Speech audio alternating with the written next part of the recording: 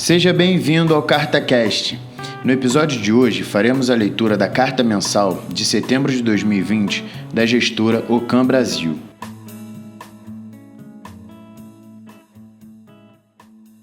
Internacional.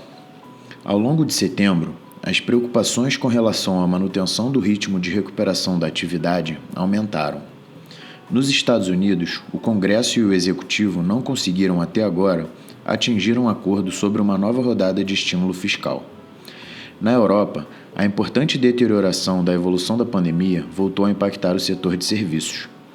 A recuperação do consumo de bens e da indústria em grande parte já ocorreu nas principais economias. Neste sentido, agora, a continuidade da recuperação depende sobretudo do setor de serviços.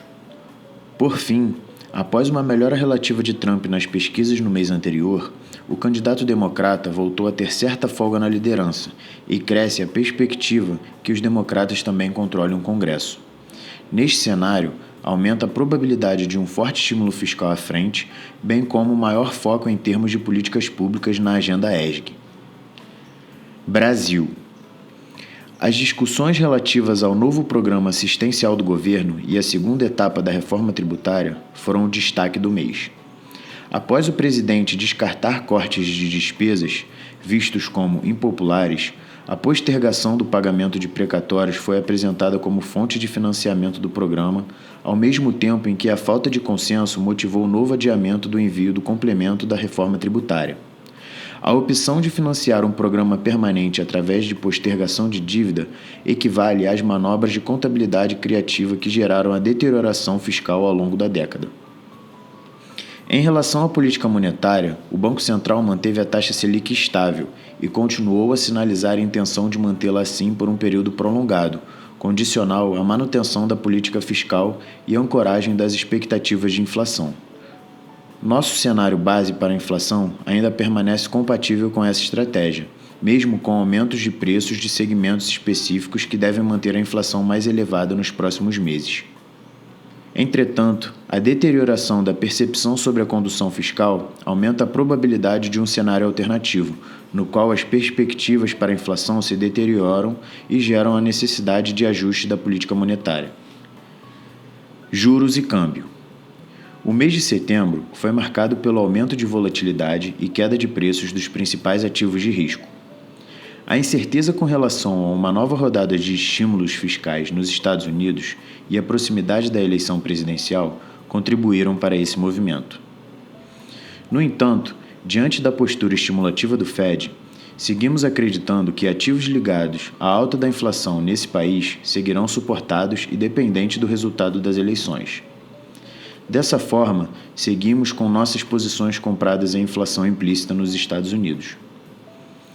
No Brasil, o quadro de deterioração fiscal continua ganhando espaço. Dito isso, estamos mantendo as posições tomadas em juros e compradas em dólar contra real.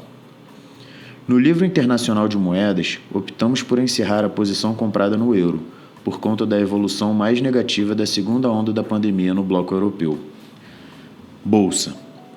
Em setembro, o Ibovespa caiu 4,8%, acumulando queda de 18,2% no ano. As incertezas políticas e econômicas permaneceram no período e contribuíram para o segundo mês seguido de queda da Bolsa Brasileira. Como dito na última carta, diante dessas perspectivas piores, diminuímos significativamente nossa exposição local em agosto, com redução adicional em setembro. No mercado externo, as performances negativas do S&P, menos 3,9%, e do Nasdaq, menos 5,7%, acabaram resultando na maior contribuição negativa dos fundos. Apesar de não enxergarmos mudança relevante nos fundamentos, nossa exposição externa foi reduzida por maior gestão de risco e pela aproximação das eleições americanas e sua imprevisibilidade. Em relação aos papéis, tivemos contribuição positiva dos setores de mineração e siderurgia e contribuição negativa de tecnologia, elétrico e empresas que se beneficiam da queda estrutural dos juros, financial deepening.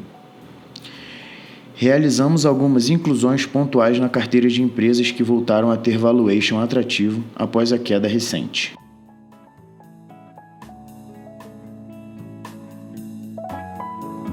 E isso é tudo. Obrigado por escutar mais esse episódio.